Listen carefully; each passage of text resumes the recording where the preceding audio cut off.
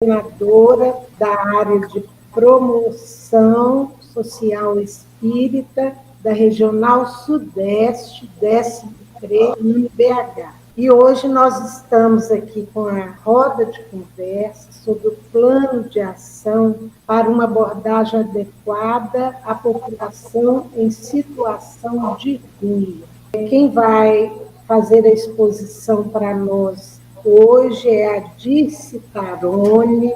Ela é socióloga e coordenadora do CREAS Noroeste, é analista de políticas públicas da Prefeitura de BH, do Centro de Referência Especializado em Assistência Social no território da Regional Noroeste de BH. Inicialmente, nós vamos fazer uma leitura do livro Fonte Viva, que é o capítulo 137, Atendamos ao Bem. E, em seguida, a Laurita vai fazer a prece inicial para nós.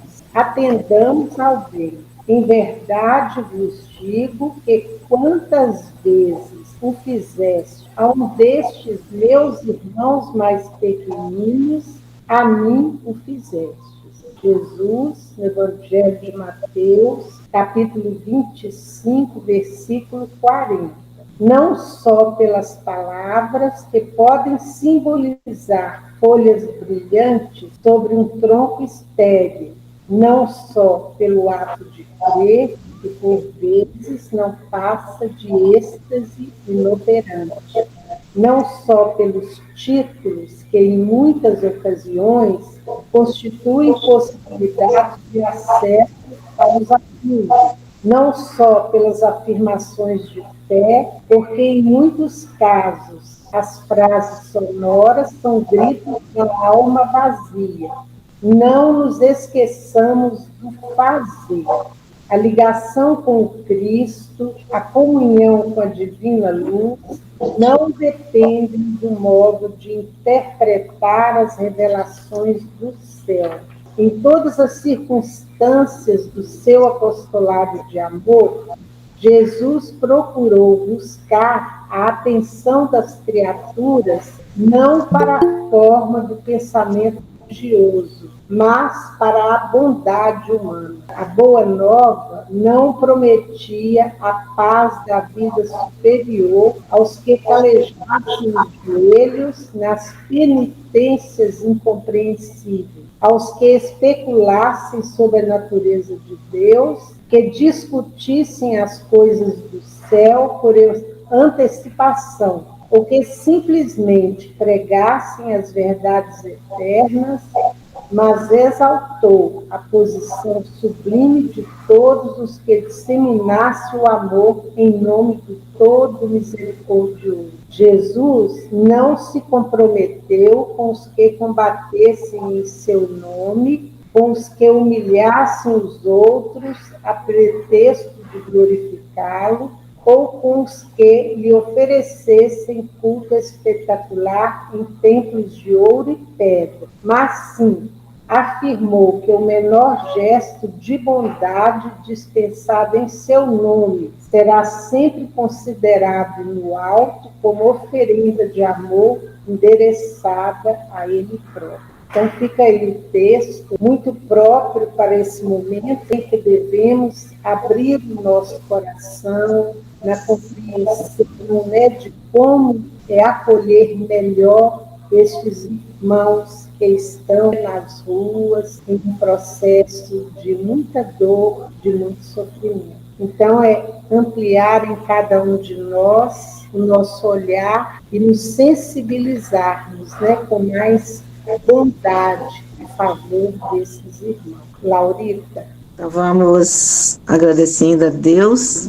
nosso Pai, e a Jesus, nosso Mestre, irmão, por estarmos reunidos nesta tarde para termos um pouquinho mais sobre os nossos irmãos que ora se encontram em situação de rua, sem moradia, que as nossas vibrações de amor possam chegar a cada um, aliviando um pouco as suas dores. Senhor, nós pedimos também a sua bênção, Pai, para a nossa palestrante de hoje, cada um também receba da nossa família, dos nossos amigos, essas vibrações que sabemos são as melhores deste grupo. Que Jesus, na sua imensa bondade, esteja e seja louvado em nosso coração, hoje e para sempre.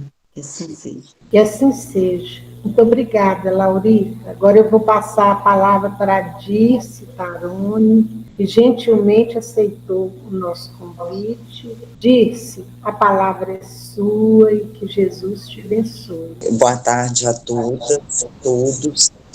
Eu queria agradecer muito o convite para estar aqui com vocês mais uma vez. Eu não sei se são as mesmas pessoas que estavam conosco, acho que outubro, que foi o último encontro, que eu falei um pouco sobre a abordagem, o que é o serviço especializado em abordagem social, que é o serviço que a gente oferta dentro do CREAS hoje. Aí eu estava pensando em não repetir isso, porque a gente já conversou bastante sobre isso no último encontro. Aí eu queria falar um pouco sobre a política pública de assistência social e dentro da política pública de assistência social, onde é que entra a população em situação de rua, como é que ela entra e o que a gente pode fazer para contribuir para essa superação da situação de vida nas ruas. A política pública de assistência social é uma política essencialmente de garantia de direitos. O objetivo dessa política pública é garantir aos cidadãos que não têm acesso aos seus direitos,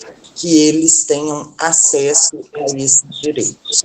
Quando a gente fala de direito, aí a gente fala como se a gente estivesse olhando para a Constituição, o direito à vida, o direito à habitação, o direito à educação, o direito à saúde, o direito à alimentação, são direitos que todos nós cidadãos temos, e nós temos porque todos nós pagamos impostos. A gente fala assim, a população em situação de rua não paga imposto, todos nós, quando a gente vai na farmácia e compra um sabonete, uma parte daquele sabonete ali que a gente está pagando é imposto que a gente está pagando para o Estado. E como pagadores de impostos para esse Estado e como pessoas que vivem dentro desse Estado, todos nós temos direitos. E tem pessoas que não estão acessando seus direitos, ou porque estão em situação de rua, ou em situação muito vulnerável, essas pessoas não estão acessando seus direitos. Então, a política pública de assistência social é uma política essencialmente de garantia de direitos. Aí, essa garantia de direitos, ela se dá em vários níveis. Você tem a proteção social básica e você tem a proteção social especial. A proteção que a gente chama de proteção social básica, ela está voltada para as pessoas que estão em situação de vulnerabilidade, mas que estão inseridas em famílias que são protetivas. Existem muitas famílias que são vulneráveis, né, estão enfrentando algum tipo de vulnerabilidade, as pessoas estão desempregadas ou estão empregadas com uma remuneração baixa e estão enfrentando naquele momento ali algum tipo de vulnerabilidade, mas são pessoas que protegem os seus membros, são protetivas com os idosos, são protetivas com as crianças, são protetivas com todos os membros do núcleo familiar. Aí, para essas famílias, a gente tem um nível de proteção que é ofertado nos CRAS, os Centros de Referência de Assistência Social, que é para atender e ajudar essas famílias, contribuir para que essas famílias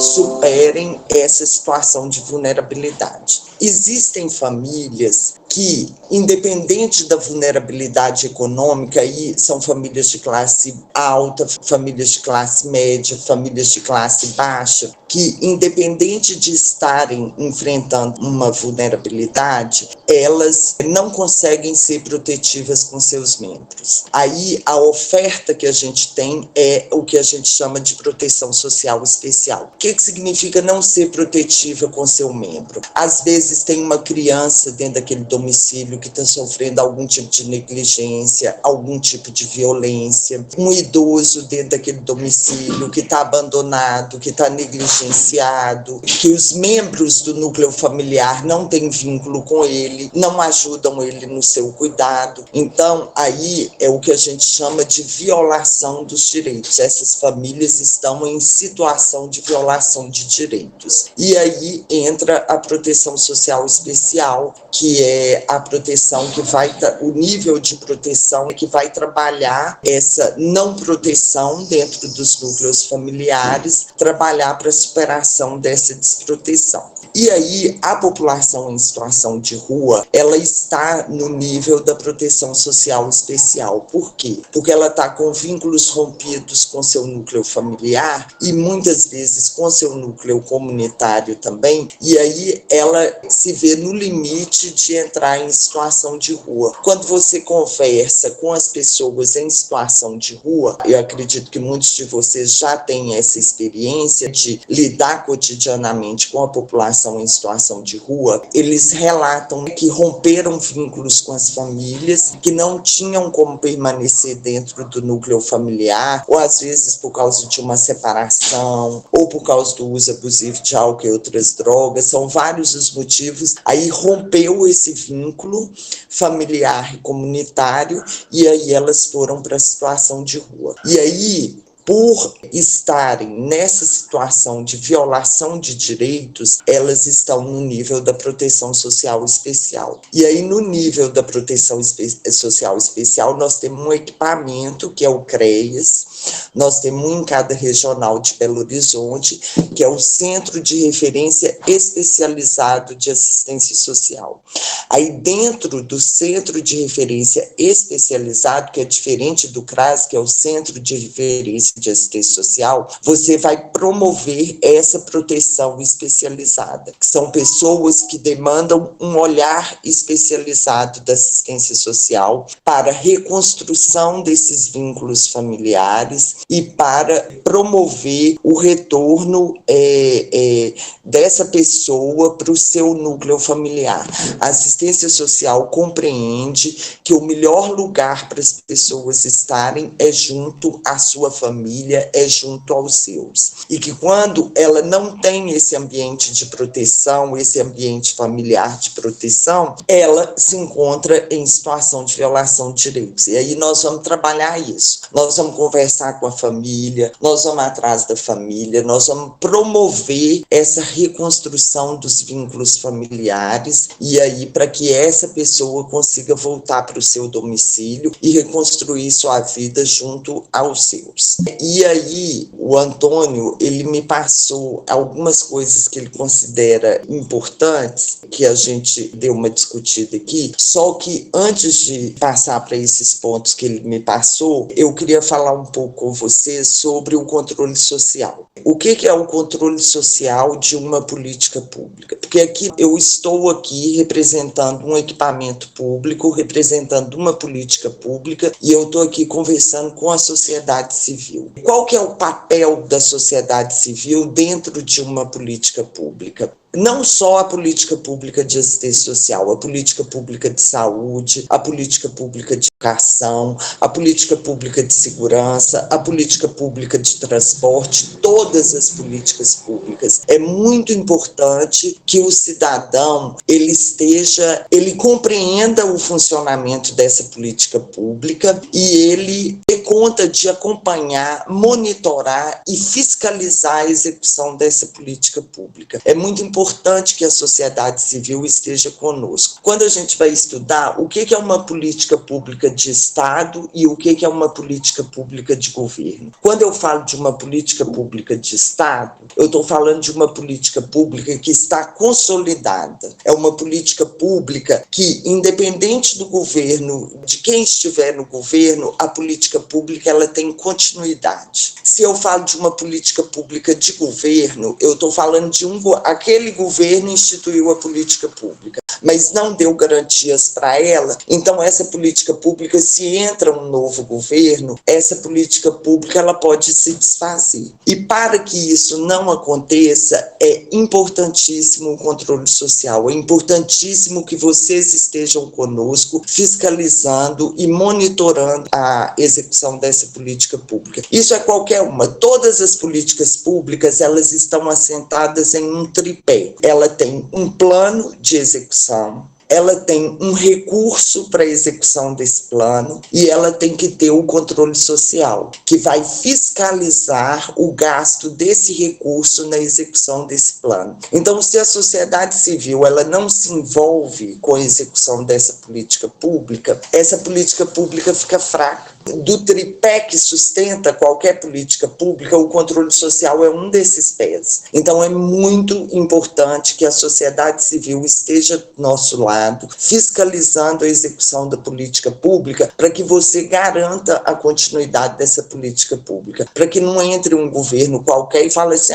não, isso não é interessante para a sociedade, na minha opinião, e aí ele desfaz aquela política pública. Aí, quando a gente tem um controle social que é forte, que fiscaliza, que monitora, que quer saber, que está lá dentro dessa execução, não é qualquer governo que entra que consegue parar a execução dessa política pública. Então, por isso, é muito importante que vocês estejam do nosso lado, estejam o tempo todo conosco, acompanhando a execução dessa política pública. E aí, esses espaços aqui são espaços muito importantes para nós do poder público, que são espaços onde a gente vai falar com vocês o que a gente executa e vocês vão ficar atentos ao que a gente executa para poder acompanhar e monitorar isso. É importante que vocês estejam nos espaços de controle social. Eu estou vendo que o seu Pedro está aqui conosco. O seu Pedro é uma pessoa lá do Glória que acompanha a execução da política pública de saúde, da política pública de assistência social, está nos espaços das comissões locais, dos conselhos regionais, do Conselho Municipal de Assistência Social. Então é muito importante que as pessoas se engajem nisso. E é muito importante para nós estar aqui com vocês discutindo a política pública. Dito isso, de início, uma das questões que o Antônio colocou para mim foi sobre as questões estruturais da violação de direitos. Muitas vezes a sociedade tende a responsabilizar a pessoa por ela estar em situação de rua. Muitas vezes, ele não quer nada com a vida, eu ofereci trabalho para ele, ele não quis, eu tentei ajudar, ele não aceitou ajudar, ele não aceitou a ajuda que eu ofertei. A sociedade civil, muitas vezes, ela fica frustrada com isso. Só que a gente precisa pensar nessas questões estruturais que levam as pessoas a essa situação de violação de direitos. A gente vive no Brasil hoje em uma sociedade muito desigual, em que algumas pessoas têm acesso a diversas coisas e muitas pessoas não têm acesso. Eu não vou dizer aqui que a vulnerabilidade econômica, que a pobreza, ela leva à violação de direitos. Tipo assim, onde existe pobreza, onde existe miséria, tem necessariamente a violação de direitos. A gente sabe que isso não é verdade. Mas a pobreza, a desigualdade social é um dos fatores, não é o único fator. É um dos fatores determinantes para a situação de violação de direitos. Por exemplo, às vezes a gente recebe no CREAS famílias para acompanhamento em que existe alguma denúncia no Conselho Tutelar de que uma determinada mãe é negligente com seus filhos, não cuida dos seus filhos. Como ela não cuida dos seus filhos, ela é negligente com eles, está violando o direito deles e aí chega para o acompanhamento. Muitas vezes isso acontece realmente, muitas vezes essa mãe, ela precisa sair para trabalhar. Então ela precisa deixar uma criança mais velha, uma adolescente, tomando conta dos filhos menores. Como é que ela vai deixar de trabalhar?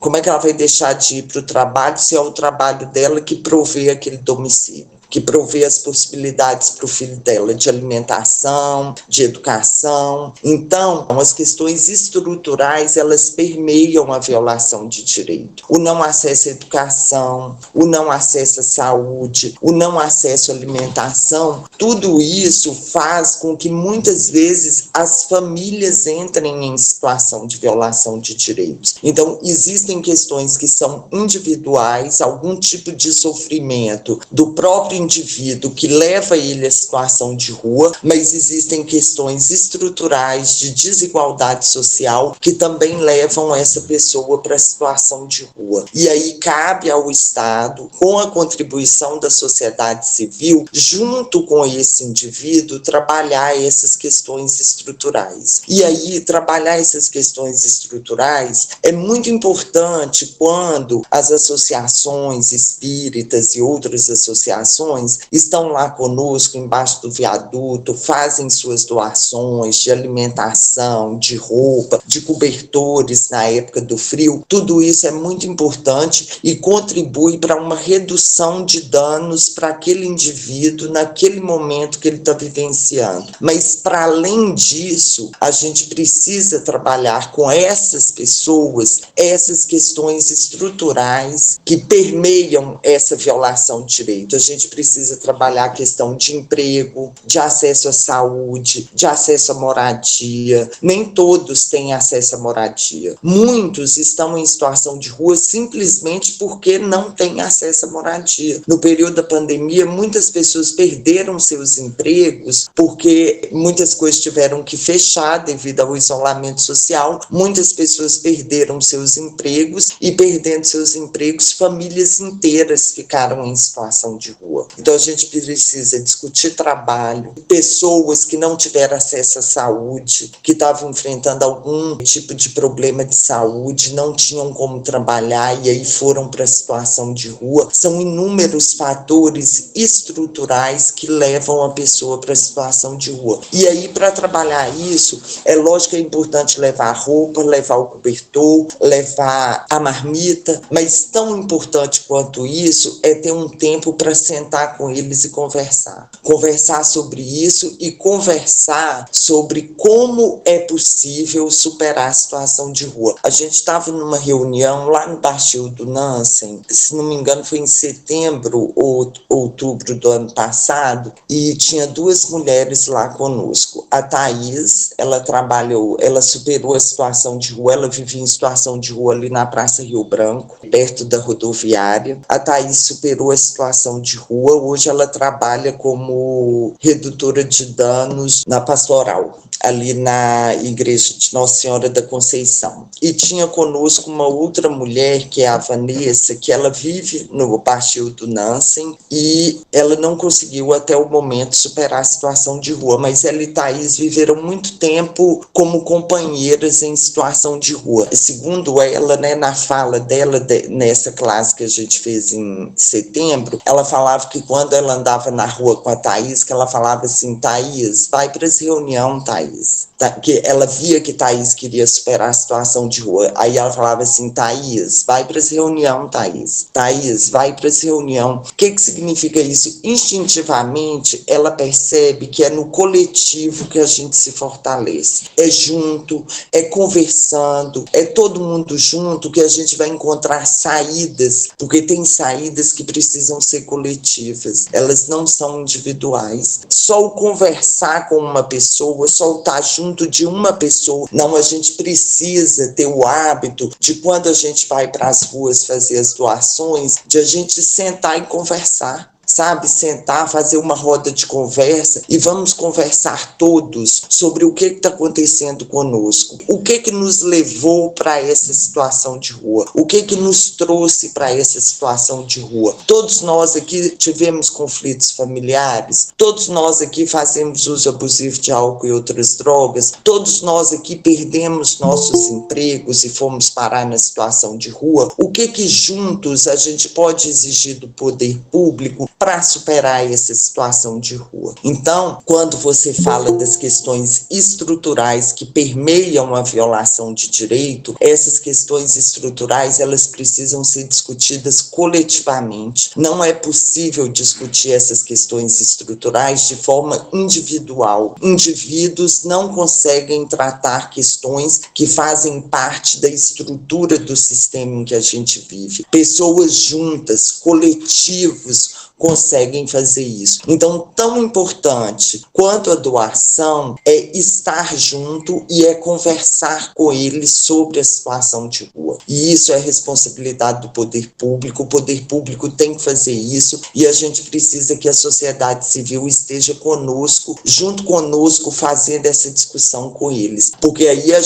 nós unidos, aí nós podemos exigir do poder público, por exemplo, é trabalho, então o poder público tem que providenciar trabalho. Questão de saúde, o poder público tem que providenciar o acesso à saúde. Não é tipo assim, eu disse, estou ali no Baixio do Nancy, encontrei a Vanusa, percebi que ela não estava se sentindo muito bem, aí eu pego ela pelo braço e levo lá no centro de saúde. Isso aí não resolve a questão que é estrutural, do acesso à saúde, de que todos nós precisamos de um SUS forte, um Sistema Único de Saúde forte, em que eu não precise pegar a Vanusa pelo braço, levá-la no posto de saúde e exigir o atendimento dela, mas de que todos tenham acesso à saúde, de que todos tenham acesso ao trabalho. E aí, é lógico que algumas questões pontuais, individuais, eu consigo resolver ali no atendimento, mas a questão estrutural eu não consigo. Se eu não tiver uma política pública de habitação forte, se eu não tiver uma política pública de geração de trabalho e renda forte, se eu não tiver uma política pública de saúde forte, eu tiro uma pessoa de situação de rua e outra entra. Eu fico dentro de um ciclo vicioso, entendeu? Eu resolvo problemas individuais, eu levo algumas pessoas à superação da situação de rua, mas eu não consigo resolver as questões estruturais que levam pessoas a viverem em situação de rua. Então, para que eu realmente tenha uma ação efetiva de superação da situação de rua, eu preciso que essa ação ela seja de fortalecimento das políticas públicas, da política pública de assistência social, da política pública de saúde, da política pública de educação, da política pública de moradia, da política pública de segurança. E para que eu tenha políticas públicas fortes, eu preciso de pessoas unidas.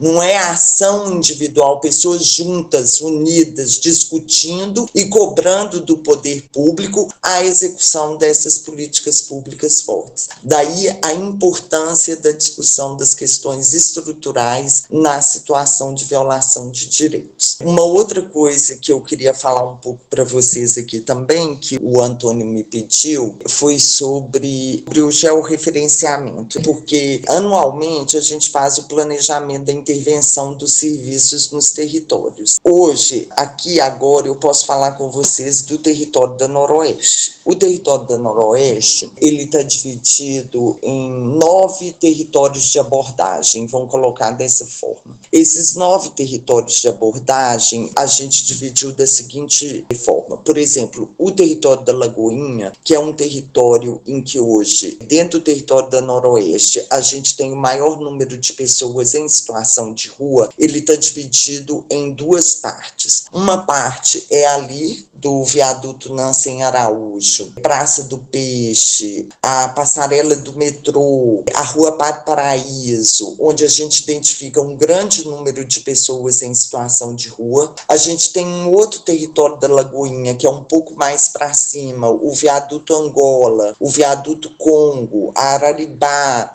a José Bonifácio, Itapecerica, que é um outro território de abordagem. Além desses territórios, nós temos a trincheira Celso Melo de Azevedo, que é um território em que tem muitas pessoas em situação de rua também. É o segundo maior território da Noroeste em número de pessoas em situação de rua. Além disso, a gente tem um outro território de abordagem intensa, vamos colocar assim, ali na PUC do Coração Eucarístico, aquela Praça do Corel, toda aquela região do Dom Cabral ali. Tem muitas pessoas em situação de rua. Nós temos 2 outros territórios que a gente chama de Padre Eustáquio, parte alta, e Padre Eustáquio, parte baixa. O parte alta é a Rua Padre Eustáquio, a igreja do Padre Eustáquio, tem muitas pessoas em situação de rua. Todo o corredor ali da Rua Padre Eustáquio, aquele entorno, é o Padre Eustáquio, parte alta. gente tem o Padre Eustáquio, parte baixa, que é ali na Tereza Cristina, a partir do viaduto Itamar Franco. No Itamar Franco, nós temos uma pequena concentração de pessoas em situação de rua, e ao longo da Tereza Cristina até o viaduto que atravessa para Silva Lobo, a gente também tem algumas pessoas que vivem em situação de rua naquele território. Nós temos o território que a gente chama de Glória e Região, e inclui Alípio de Melo, porque é um território em que tem menos pessoas em situação de rua, então ele é um território quase que de monitoramento só. A gente passa no território mais ou menos de 10 em 10 dias, dá uma corrida com o carro no território para poder tentar identificar pessoas em situação de rua. Nós temos o território da Pedro II e região, que é ao longo da Pedro II, Jaguarão, que a gente identifica pessoas em situação de rua, entrando na Catalão, ali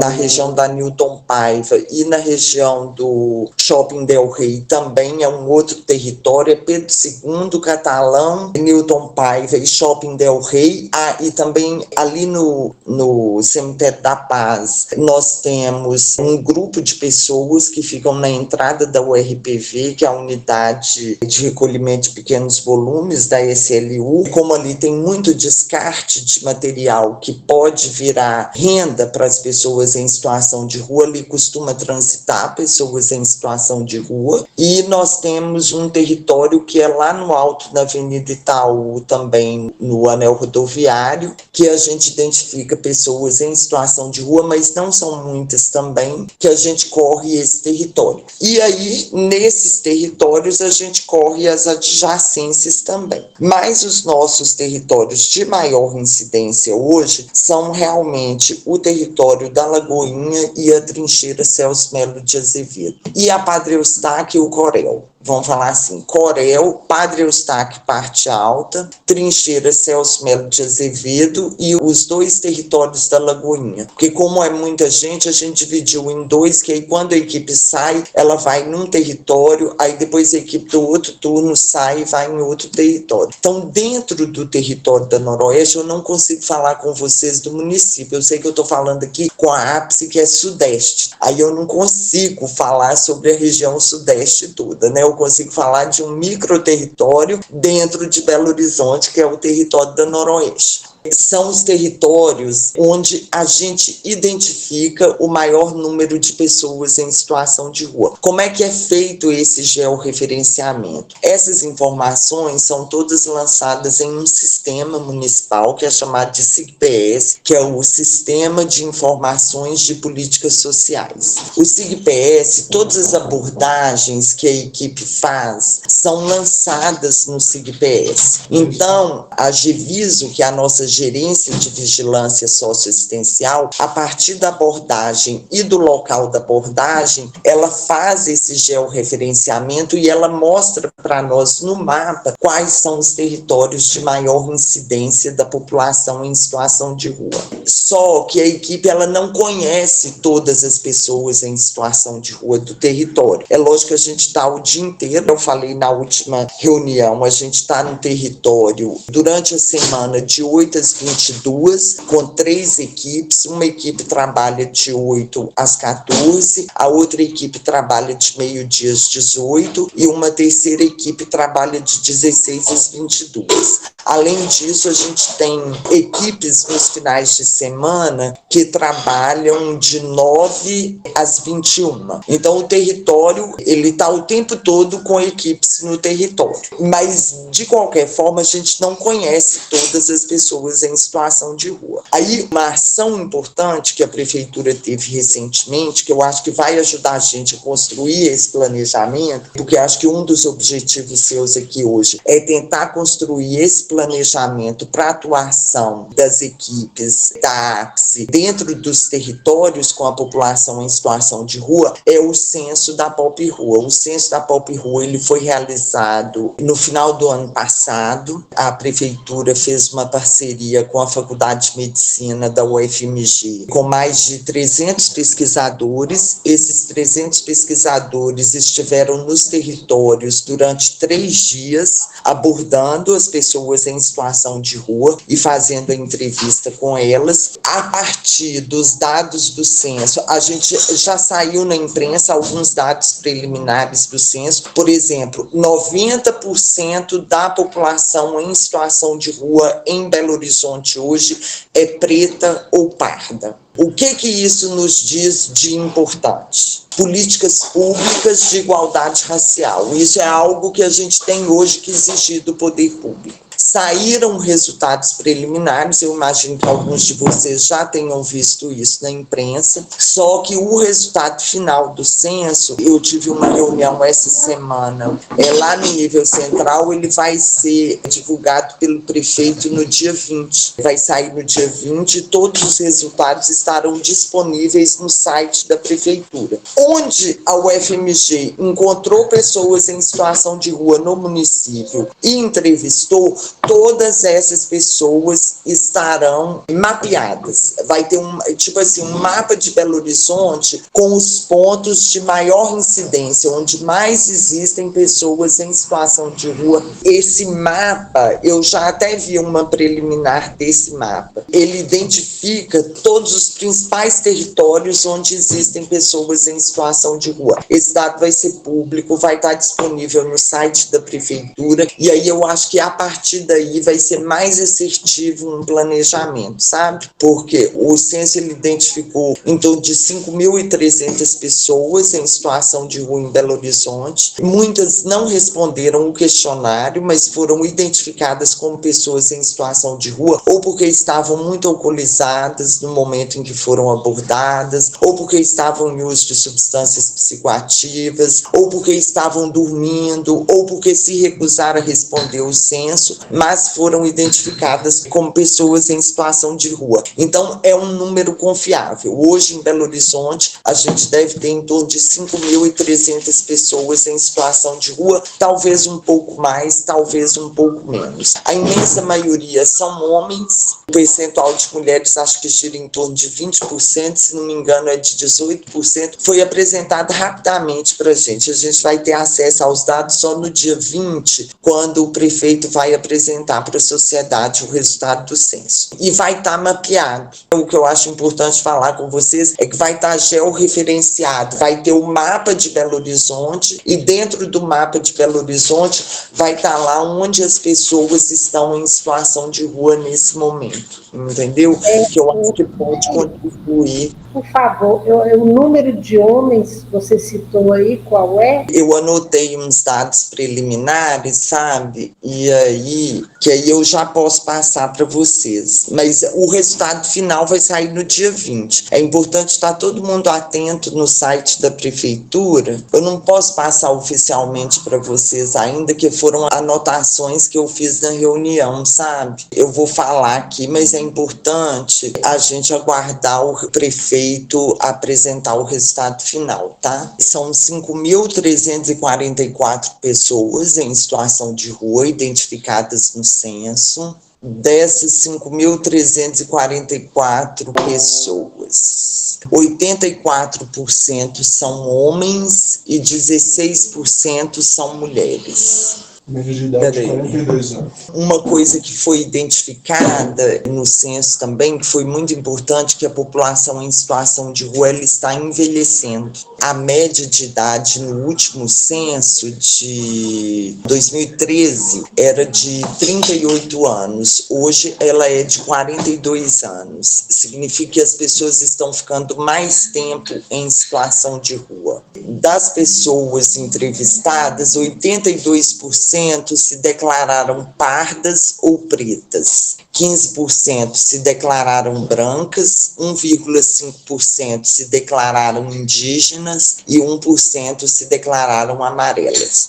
O que é importante de um dado desse? Políticas públicas de igualdade racial. 82% da população em situação de rua é preta ou parda. Muito importante esse dado para nós. Identidade de gênero, 80% se declarou homem, 15% se declarou mulher, 1,8% se declarou homem trans, 1,8% se declarou mulher trans e 1% se declarou não binário. Além disso, 0,3% travesti e 0,1% intersexual. A orientação sexual, 90% se declarou heterossexual, 3,7% bissexual, 2,2% gay e 1,4% lésbica. Letramento, 87% declarou que lê e escreve, 8,8% declarou que só assina o nome e 3,5% se declarou analfabeto. Escolaridade, até o ensino fundamental completo, nós temos 33, 44, 64,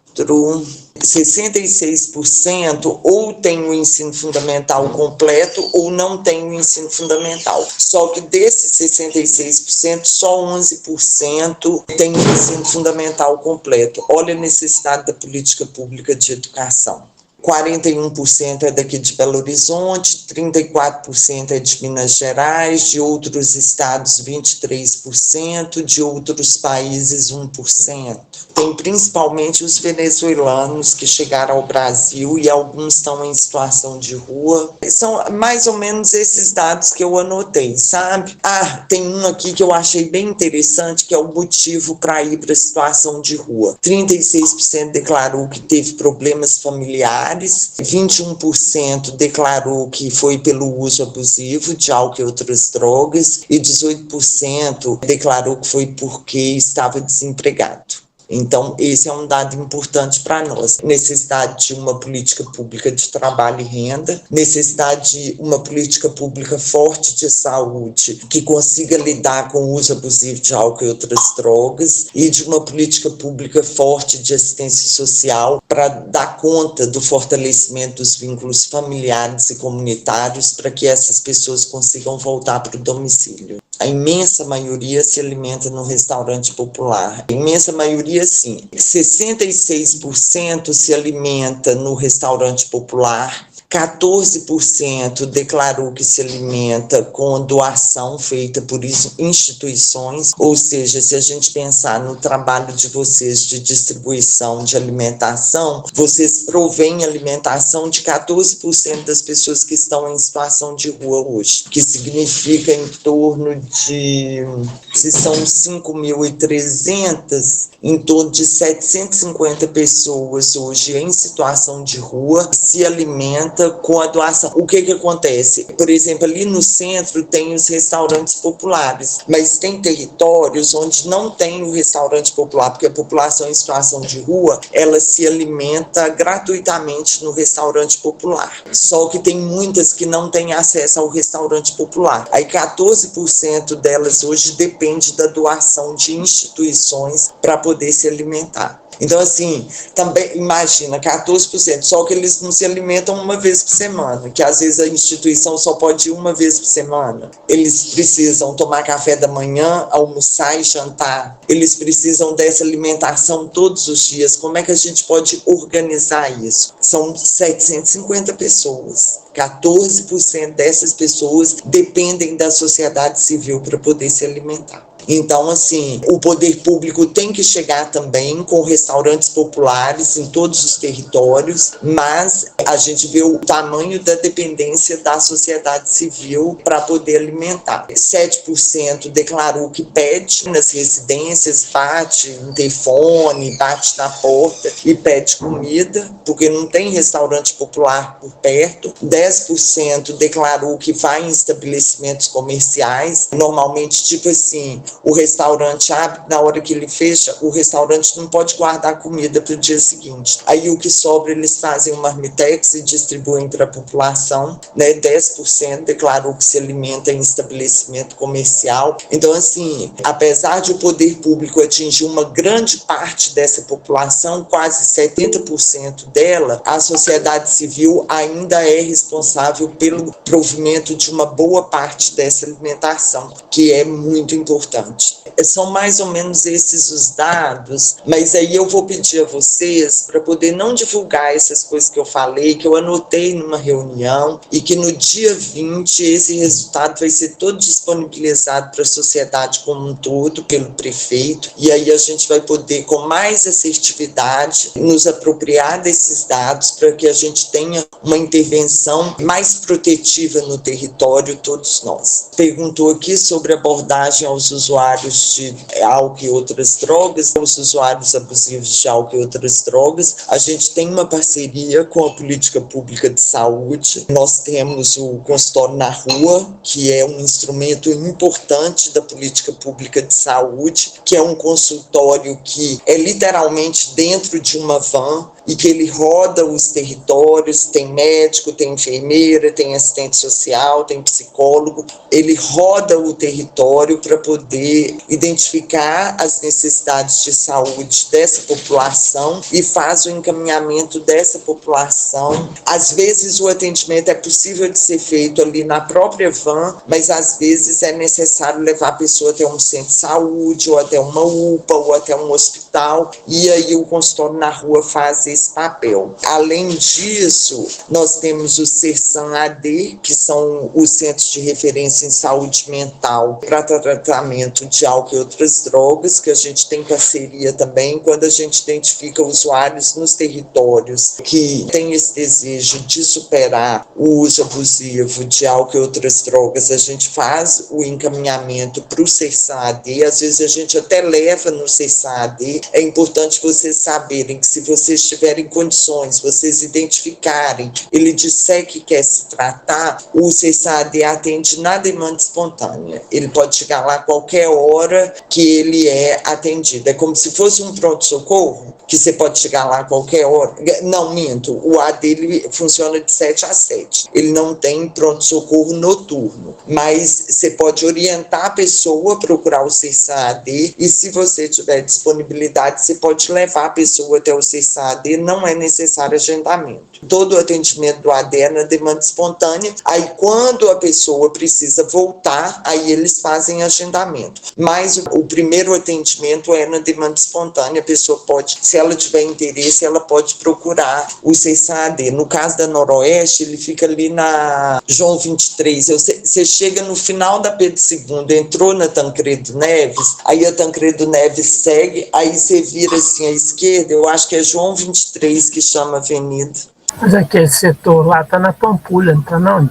Ele é na Pampulha, mas ele é o CERSAM-AD Pampulha Noroeste. Ele atende Pampulha e Noroeste. Okay. João 23, 1253, o endereço. Ele é o CERSAM-AD Pampulha Noroeste. E é na demanda espontânea. E não é só para a população em situação de rua, tá? Qualquer pessoa que vocês conheçam, que estejam... Ele é um centro de referência em saúde mental para usuários abusivos de álcool e outras drogas. Então, qualquer pessoa que vocês conhecerem, que precisem, né, do tratamento para o uso abusivo de álcool e outras drogas, pode procurar o primeiro atendimento, ele é na demanda espontânea. Eu acho que é isso. Eu espero ter dado um pouco conta do que o Antônio me pediu para falar com vocês. Aí eu queria abrir para perguntas. Graça, está com você. Eu encerrei minha fala aqui, aí se alguém tiver dúvida, que quiser comentar e tal, eu estou à disposição. Ok, Diz. Muito obrigada pela sua exposição, muito esclarecedora. Agradeço em nome da equipe.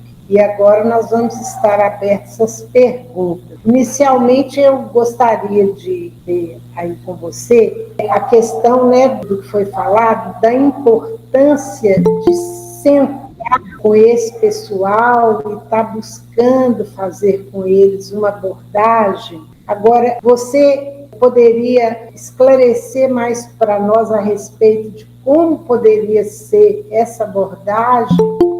Acho que a gente podia fazer o seguinte, uma rodada de 3 perguntas, aí eu respondo as 3. Pode ser assim? Ou só você que tem pergunta, mais alguém tem pergunta? E outra coisa, a importância de haver um planejamento da sociedade civil, da melhor forma de distribuir essas idas nesses territórios, para levar a ajuda, para levar a conversa. Então, seria importante haver realmente um planejamento. As pessoas envolvidas nesse trabalho, os coordenadores, buscarem se agregar para cada um saber por onde ir, dividir essas idas aí, para que possa haver um equilíbrio nessa distribuição. Acho que isso seria muito importante. Isso foi falado no nosso último encontro. Então, agora fica aberto aí a pergunta. Pode falar, Érica. A primeira dúvida, quando você começa falando sobre a fiscalização da sociedade civil, da ajuda que a sociedade civil pode fazer organizadamente, de forma a uma pesquisa estrutural para ter uma solução mais adequada. Eu vou junto com a da Graça e depois eu tenho outras perguntas, mas vamos junto que é a mesma ideia da Graça. Pode ser assim, Dirce? Claro. Mais uma pergunta aí, Laurita, pode fazer. A minha não tem muito relação com a de vocês, não. Eu gostaria de saber como é feito o acolhimento das grávidas e dos bebês. Patrícia Moreira, pode fazer a sua pergunta. Boa tarde a todos. Eu queria saber o seguinte, como que a política pública vê a possibilidade ou trabalha no sentido de retirar a pessoa da situação de rua? Agora é Pedro Luiz, a última pergunta, e depois a Dis vai responder todos nós, não é isso, Dis? Eu quero buscar uma solução para a urgência da participação das ápices da promoção social espírita de aproximar do serviço. Então, uma ideia de como que seria possível, assim como a prefeitura tem os convênios e as parcerias, de fazer um cadastro dos grupos espíritas que tenha essa ação da promoção social junto às regionais, porque os grupos se distribuem na cidade toda. Obviamente, a ideia seria com foco aí no Noroeste, mas o mecanismo pode servir para as outras regionais. De forma que esse vínculo facilite a comunicação entre a regional, o serviço social da regional, da prefeitura, com os grupos de assistência das casas espíritas. E assim teria atenção à relação entre coordenação. E aí essa coordenação buscaria suporte, esclarecimento e faria encaminhamentos, orientações, ou seja, aproximar efetivamente, com mais rapidez, não vou falar assim, mais imediatamente, as ações que já acontecem dos grupos espíritas. Às vezes faz uma abordagem de rua, identifica uma situação, problema, e que a pessoa não tem ou manifestou não ter alguma ligação com o serviço social, e essas pessoas que estão fazendo essa ação social, elas colaborariam como uma extensão do serviço no sentido de notificar. Então, e ao mesmo tempo aproximar o serviço da ação espírita e da promoção social. Ô Graça, abre uma exceção, deixa eu fazer uma pergunta pequenininha. Sim, pode fazer, Leila. Ô Dirce, em relação a as crianças, principalmente esses estrangeiros que chegam e a gente vê, houve um aumento muito grande. Então, sempre você vê bebê, os pais com bebê, com criança menor e tudo. Como é que está sendo essa ação? Eu vejo muito isso, principalmente ali na rua Rio de Janeiro, esquina com Tupis, naquele pedaço fechado ali da rua Carijós, e isso me comove muito, sabe? Eu gostaria que você me respondesse sobre isso. Obrigada, viu, Graça? Obrigada a você, Leila. Dirce, a palavra agora está com você. O que eu acho importante é que vocês tenham, junto conosco, a compreensão de que não é só fazer a doação, mas que precisa sentar, precisa conversar, mesmo que seja junto conosco. Toda última quarta-feira do mês, às 15 horas, última quarta-feira, esse mês, se não me engano, vai ser dia 30 de março, a gente vai para baixo do Nansen Araújo, com cadeira, com mesa, com pauta, e a gente conversa sobre os serviços. Então, assim, se vocês puderem estar lá conosco, a gente está construindo, a gente está aprendendo, não tem fórmula, mas hoje a gente já identifica, a partir dessas reuniões, as principais demandas estruturais deles, que foi o que eu falei no início da reunião. O que perpassa isso tudo e que precisa ser tratado pelo poder público? Saúde, trabalho, renda e moradia. Isso o poder público tem como prioridade em 2023. E essa demanda saiu do Baixio do Nansen, a partir de uma reunião e de uma conversa com eles. E aí,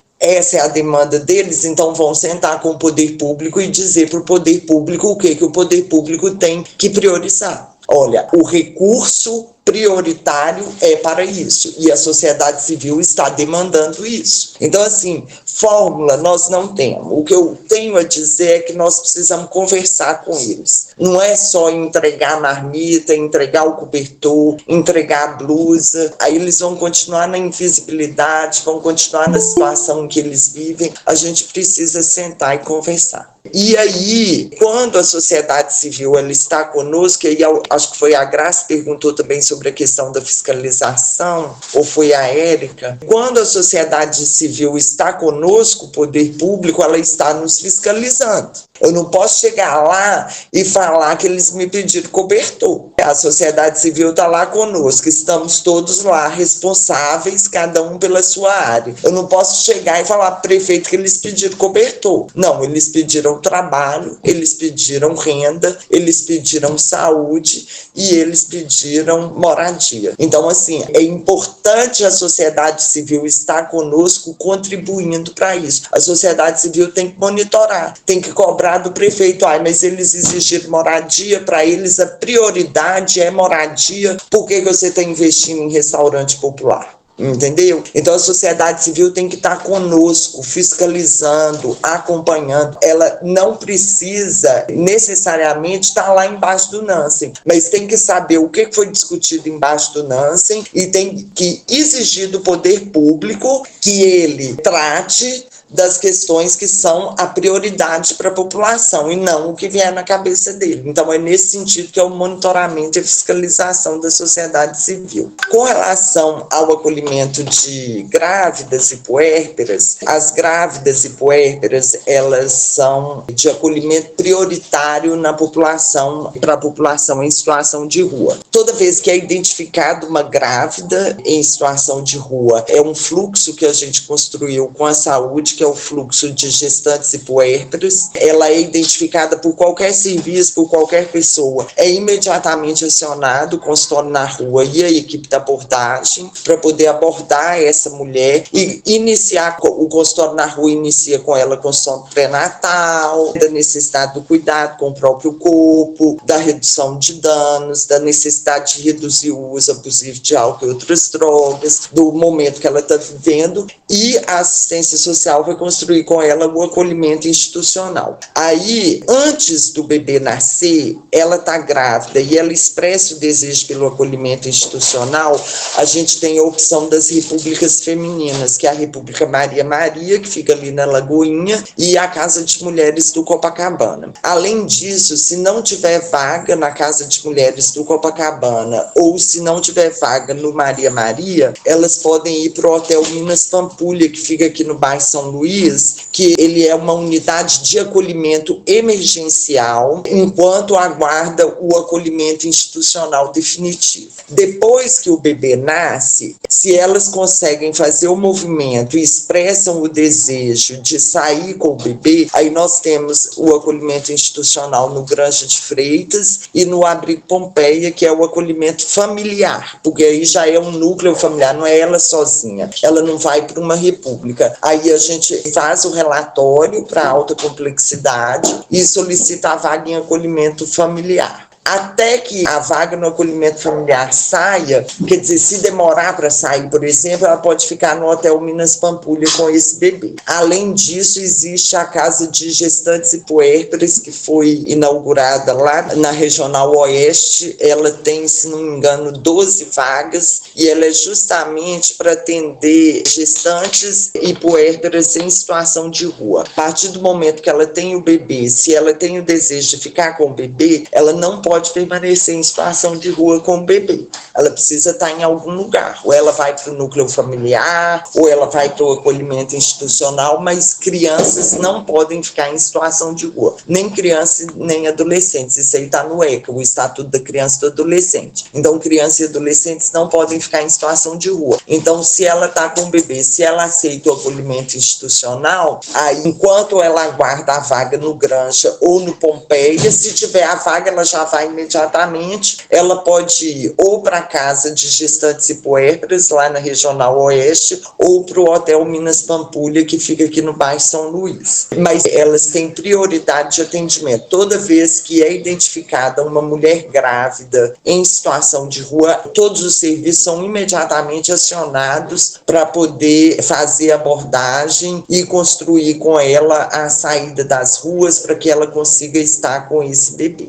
Bebês não podem ficar em situação de rua. A identificação deve ser imediatamente comunicada ao Conselho Tutelar. Assim, por exemplo, se vocês identificarem nas abordagens que vocês fazem crianças em situação de rua, existe um telefone que eu não tenho aqui agora também, mas está se der um Google aí, consegue, é o plantão do Conselho Tutelar. O Conselho Tutelar trabalha 24 horas por dia, todos os dias da semana, inclusive feriados. Tem o plantão do Conselho 24 horas por dia. Então, a identificação de um bebê ou de uma criança em situação de rua, ela deve ser imediatamente comunicada ao Conselho Tutelar, que vai providenciar o acolhimento. Retirar a pessoa da situação de rua é o nosso desafio. São inúmeros os fatores que podem levar uma pessoa à situação de rua. A superação, inclusive fatores estruturais, que muitas vezes a gente não consegue vencer facilmente, pobreza, desemprego, ausência de moradia, são fatores estruturais que você não resolve do dia para a noite, e muitas vezes são esses fatores que levam as pessoas a viverem em situação de rua. É um desafio que está colocado para todos nós. São construções cotidianas. A gente tem as opções dos abrigos, do serviço de acolhimento institucional. Nós temos 2 repúblicas femininas, 4 repúblicas masculinas. Nós temos os abrigos Granja de Freitas e Pompeia. Temos o Hotel Minas Pampulha. Temos o abrigo São Paulo, Tia Branca, que é só casa de passagem. Ele é só, o Tia Branca e o São Paulo são só para dormida. Mas a partir do Tia Branca e do São Paulo tem equipes técnicas que vão trabalhar com a pessoa a superação da situação de rua. É o desafio que está colocado para nós, sabe? Assim, é uma construção lenta. Eu conheço a Thaís, que eu falei dela mais cedo, que superou a situação de rua. A Thaís, ela tem 44 anos. A mãe dela expulsou ela de casa quando ela tinha 6 anos de idade. Segundo ela, a mãe dela dizia que ela estava tentando seduzir o padrasto dela, e aí a mãe dela expulsou. A mãe dela também uma história de muito sofrimento, alcoolista, violência doméstica. Então a gente nem pode condenar a mãe, sabe? É toda uma situação, gente, de muita vulnerabilidade, muita pobreza. A gente não pode apontar o dedo para ninguém, sabe? Mas assim, ela saiu de casa aos 6 anos de idade, viveu em situação de rua até os 43. Hoje ela está com 46, ela superou a situação de rua com 43. Foram muitos anos, tanto da equipe Centro-Sul quanto da equipe Noroeste, muitos anos de trabalho até que ela entrasse em tratamento para o uso de álcool e outras drogas. Hoje ela ainda faz um pouco de uso de álcool, mas não é nada prejudicial, ela trabalha e, assim, são anos de construção. São anos, muitas vezes são anos. Às vezes, quando a pessoa é pega, eu falo assim, quando a gente pega no pulão, tipo assim, tem menos de 3 meses de situação de rua, a pessoa ainda tem na memória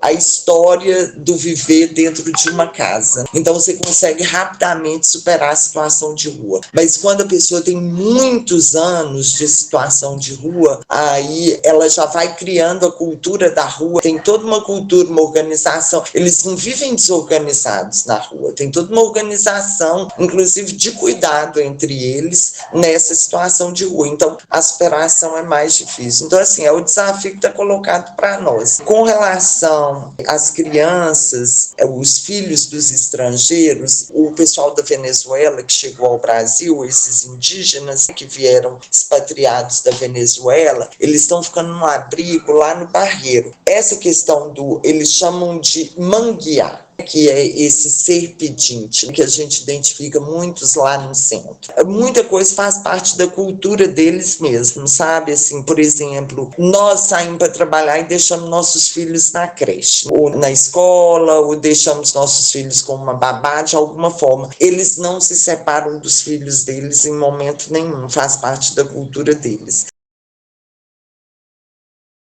Eles só andam com os filhos deles, não se separam mesmo. É lógico que na hora de chegar na idade escolar, 6, 7 anos, aí que tem que ir para a escola e tal. Mas enquanto é tipo criança, até essa idade escolar, eles não se separam em hipótese nenhuma dos filhos dele. Então, às vezes, a gente fica chocado de ver as crianças na rua, mas faz parte da cultura deles e isso é uma coisa que a gente tenta trabalhar com eles. Não na Noroeste, a gente não tem casa na Noroeste, mas a gente sabe que as equipes da Centro-Sul e do Barreiro estão trabalhando isso com eles, que a criança em situação de rua ela fica desprotegida e tal, mas é algo que faz parte da cultura deles, essa coisa de não separar dos filhos, assim, sabe? Eles ficam com os filhos o tempo todo. Foi o que me foi relatado, entendeu? É assim, eles estão abrigados, existe uma unidade de acolhimento para eles lá no Barreiro, que foi especialmente organizada pela prefeitura, tem alimentação e tal, mas faz parte da cultura deles esse manguear também, que é o pedir, esse, como é que a gente chama? O pedinte aqui no Brasil, né? Faz parte da cultura deles também manguear. Então é algo que a gente tem trabalhado, tem conversado, mas algumas coisas que fazem parte da cultura da pessoa, a pessoa tem que elaborar isso e a gente está trabalhando. Com relação ao cadastro dos grupos espíritas, que acho que foi o seu Pedro que falou, acho muito importante mesmo, e principalmente depois que sair o resultado do censo, sabe, vai ser muito importante a gente tentar construir esse trabalho coordenado mesmo, porque a gente viu pelo resultado que em torno de 750 pessoas hoje dependem das pessoas que fazem doações de comida para poder se alimentar. Das 5.350 que vivem na rua, 750 hoje dependem, é um número muito grande, né, substantivo. Então, assim, como garantir isso de uma forma que realmente a gente chegue nas pessoas, né, que a gente tem relatos, eu não sei se é verdadeiro, tá, mas eu já ouvi relatos de pessoas que, tipo assim, recebem para jantar 3, 4 marmitex, entendeu? Aí desperdiça, joga fora, entendeu? Às vezes muita gente concentrada num só espaço, sabe? E outros espaços onde as pessoas também precisam, que não são cobertos, gente que recebe 10 cobertores e gente que não recebe nenhum cobertor, entendeu? Então, assim, é importante realmente, eu acho que depois do dia 20, quando sair o resultado do censo, eu estou à disposição, tá? Se vocês quiserem marcar uma outra conversa ou para abril ou para maio, para a gente poder dar uma trabalhada em cima do resultado do censo, a gente pode sentar para conversar, para ver como é que a gente consegue organizar isso. Acho importante o cadastramento das entidades que fazem doação, para que a gente consiga fazer isso de uma forma organizada e chegar a essas 750 pessoas de fato, entendeu? É lógico que a responsabilidade primeira, gente, é do poder público. O poder público é que vai ter que dar um jeito de chegar a essas 750 pessoas. A responsabilidade é nossa, poder público. E toda contribuição da sociedade civil é muito importante para nós, porque existe um percentual aí que a gente não está chegando neles. Espero que eu tenha respondido. Tem mais a Leila. quer fazer uma pergunta, Leila? Eu estou vendo aqui que tem pessoas que querem continuar no debate. Infelizmente, gente, eu estou adorando a conversa, mas eu não tenho como ficar mesmo. Ô, Dirce, só uma coisinha, Dirce. Se nós, movimento espírita, somos sociedade civil, primeiro passo a ser feito é procurar CRAS e CREAS. Vamos colocar dentro desse nicho de pessoas em situação de rua. Procurar CRAS e CREAS. E a partir de um diagnóstico, porque não vai ser todo mundo na regional que você está aí debaixo do viaduto, digamos que seja outro. Procurar CRAS e CREAS, construir um diagnóstico a partir da escuta com todo mundo e pressionar o poder público onde e como. Só essa.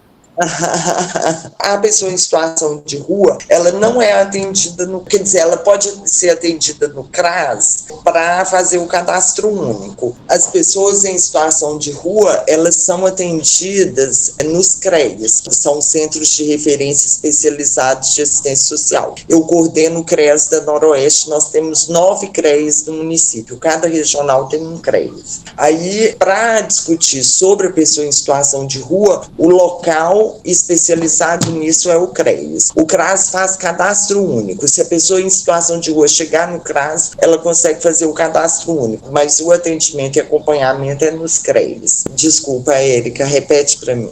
Ou no Centro Pop, isso mesmo. Depois da gente ouvir as pessoas, tipo você já ouviu e entendeu o que era moradia, saúde, como é feita essa pressão para o poder público? Como que eu faço ele investir eu acho que a gente tem que ir para os conselhos. Conselho Municipal de Saúde, Conselho Municipal de Assistência Social, Conselho Municipal de Educação, Conselho Municipal de Segurança Pública, Conselho Municipal de Segurança Alimentar. Eu acho que a sociedade civil precisa estar dentro dos conselhos. Conselho Municipal de Habitação, isso mesmo, Soraya. Agora, em março, vai acontecer a Conferência Municipal de Saúde. Eu não sei se o seu Pedro é delegado para a Conferência Municipal de Saúde. Estão acontecendo agora as comissões locais de saúde, acho que para eleger os delegados, a Conferência Municipal de Saúde agora, em março. Hoje está acontecendo a regional. Dia 24, que vai ser a municipal. A Conferência Municipal de Assistência Social, ela vai ser em julho, 8 e 9 de julho, e a gente está em processo de construção da conferência, elegendo delegados. A gente vai convidar todos, eu posso mandar o convite para as reuniões de classe, e é dentro das conferências que é o espaço, assim, por excelência, e dentro dos conselhos, que tem participação da sociedade civil, estar dentro dos conselhos, estar dentro das conferências, intervindo, propondo políticas públicas, fiscalizando a execução dessas políticas públicas. A sociedade civil tem que se esparramar nos conselhos, sabe? Eu acho muito importante. Combinado, recado está dado, viu, gente? Todo mundo cadastrando nos conselhos. Olha, tem uma sugestão aqui no chat do Antônio, que propõe continuarmos conversando com quem puder continuar até às 18 horas, já que o Pedro e a Érica e outros colaboradores estão presentes. Vocês concordam? Vocês querem continuar até às 18 horas? Vão levantar a mãozinha aí. Eu vou pedir, então, licença, agradeço muito o convite, quero continuar conversando, e aí, depois que sair o resultado do censo, se vocês quiserem conversar, eu estou à disposição, tá bom? Muito obrigada pelo convite. Tá? Obrigada, Dirce.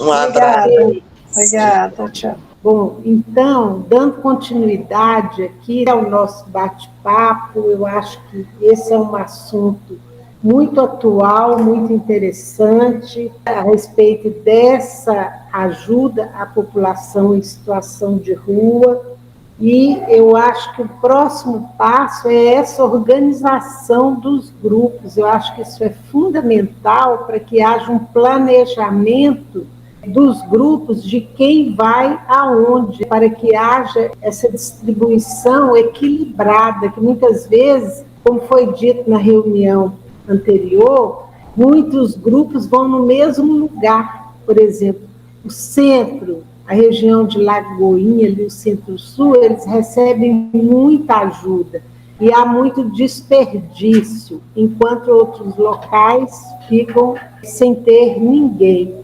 Então, eu acho que seria interessante os grupos se alinharem e buscarem fazer esse trabalho, cada um sabendo articular isso aí, tendo esse planejamento. O que vocês acham? Graça, eu sou coordenador regional de assistência social da Regional Noroeste, junto com a DICE. Eu não sou funcionário, eu sou usuário do processo. Eu coordeno a reunião que predomina o usuário. A assistência social tem uma característica de foco no usuário. A saúde distribui mais um pouco a questão do usuário e do funcionário. Mesmo assim, no social também tem atenção ao funcionário. Mas essa parte da fragilidade da assistência social precisa que haja um investimento no usuário, porque o usuário da assistência social de todas as políticas públicas é o mais precarizado, chega a ser ausente da condição humana. Então, é preciso um investimento maior na questão do usuário. Aí, com foco nas ápices, seria interessante fazer um cadastro único, não sei se seria na União Espírita, em algum lugar que coordenaria esse cadastro único, das ápices e da situação assistencial que cada uma tem, porque eu interajo com a ápice dos Céus, no Goiânia, é uma unidade espírita, uma casa espírita no Goiânia, e que eu identifiquei lá 30 pessoas assistidas. Isso é um número grande, suficiente para criar um conselho local de assistência social no Goiânia, só com esse centro espírita, entende? Da proporção que é a participação de mobilização dos usuários. Eu participei da construção da Resolução 34 da assistência social, que já foi aprovada em 2020, abrindo espaço para a criação de conselhos locais de assistência social que não estão em área de vilas e favelas, porque, de modo geral, na área de vila e favela já tem o CRAS e já tem o CLAS, que é o Conselho Local de Assistência Social. Então, a luta que a gente fez na Conferência de Assistência Social 2019 foi para atender as áreas que não são de CRAS. E aí conseguimos essa resolução. Ou seja, uma casa espírita que tiver um número de pelo menos 3 pessoas, ela pode abrir um CLAS, um Conselho Local de Assistência Social, comunicar à regional de assistência social e receber apoio de orientação, de vínculo, inclusive, por exemplo, essas pessoas assistidas. Se for identificado que elas não têm um cadastro único, existe uma prioridade de atenção para essas pessoas, para que faça o cadastro único. Então, tem uma série de facilidades ou facilitadores que contribuem nisso. Então, por isso que eu venho investindo em colaborar com o Grupo Espírita para que aproxime do processo, para que consiga fazer o trabalho mais focado, ou seja, tanto encaminhando as pessoas com vulnerabilidade ou carentes, ditas carentes, não são carentes, são pessoas desprovidas de direitos, elas têm o direito, elas são ricas do direito, mas estão desprovidas desse direito. Então, ao encaminhar para o serviço, elas vão ser providas ao máximo que for possível, e com isso vai trazer um pouco de paz material para essas pessoas, para que elas possam ter a atuação espiritual.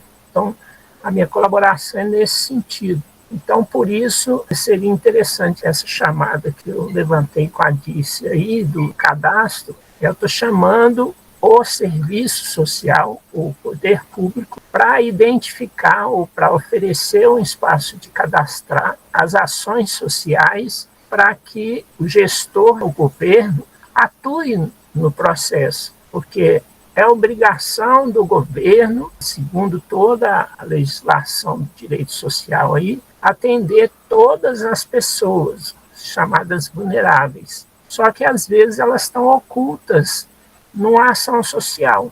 Às vezes, uma ação social atende a dona Francisca lá, ela recebe a cesta básica, recebe uma coisa ou outra que precisa e fica com a aparência de que está sendo assistida, só que ela tem mais 10, 20 direitos que está desprovida e que o serviço social não consegue enxergar porque ela está aparentemente cuidada por uma ação social. Então, é para dar transparência para que as coisas cheguem aos seus lugares. Aí, nesse sentido, é que eu estou colocando à disposição para estar colaborando com essa ponte. Falando na linguagem, eu me portar como médium do processo, para que consiga que a entidade de governo atue nos indivíduos necessitados. Ok, Pedro, muito bem colocado. Depois nós vamos continuar com isso aí. Temos que entrar em contato com você, provavelmente fazer mais reuniões para que isso possa se concretizar. Leila, você quer fazer uma pergunta? Eu queria falar com a Érica. Ô, Érica, isso aí, uma parte disso poderia constar, está dentro daquele nosso projeto, o que você acha? Do cadastro que ele está citando, da criação do conselho? Fazer parte, por exemplo, das ações, sabe, que nós vamos colocar. Eu estava pensando nisso durante. Eu acho que é uma coisa boa para a gente conversar quando ele fala disso, mas quando a gente escuta também a menina que estava falando, da importância da gente estar conectado com o sistema que existe. Primeira coisa, organizar com o poder público, essa lista que já vai sair, que o Antônio sempre falou para a gente, que já vai sair com todo o diagnóstico de Belo Horizonte, onde tem as pessoas em situação de rua, e aí para a Casa Espírita atuar de forma organizada com CREAS. Eu acho que a saída nossa é organizar junto ao CREAS. Se é sexta, a gente vai buscar nas parcerias que a gente tiver para ajudar nesse sentido. Mas a gente entender o que ela colocou, que um diagnóstico que pede 3 itens: trabalho, moradia, alimentação. Tá? Eu escrevi aqui: saúde, trabalho, renda e moradia. Eu estava pensando nisso aí, aquele projeto que a gente vai fazer, quer dizer, está pronto, que eu tenho que mandar, eu podia incluir isso aí também. Ok. Obrigada, viu? Vera Lúcia. Boa tarde, pessoal. A minha expectativa desde aquela última reunião era exatamente que a gente pudesse se articular. Na nossa casa, especialmente, a gente trabalha com a sopa no sábado e nos domingos. E aos domingos, por vezes, a gente passa pelos locais e lá eles já receberam uma marmita. Tem outros grupos, além dos grupos espíritas, os grupos católicos, evangélicos, outros grupos não religiosos, que também fazem esse tipo de abordagem, de doação. Então, minha expectativa é exatamente que a gente possa se articular. Ou que entre as casas espíritas, os trabalhos que existem, eu acho que era importante, se algum de vocês, eu não sei se é se eu entendi bem o que o Pedro colocou, se o Pedro faria isso, ou outra pessoa, já esse levantamento e essa articulação entre nós, quais de nós faz quais ações nas ruas durante a semana e nos finais de semana, e claro, também concordo muito com a Érica. A minha agora grande expectativa é que esse censo, que os dados desse censo possam contribuir para uma articulação nossa com os CREAS diretamente também.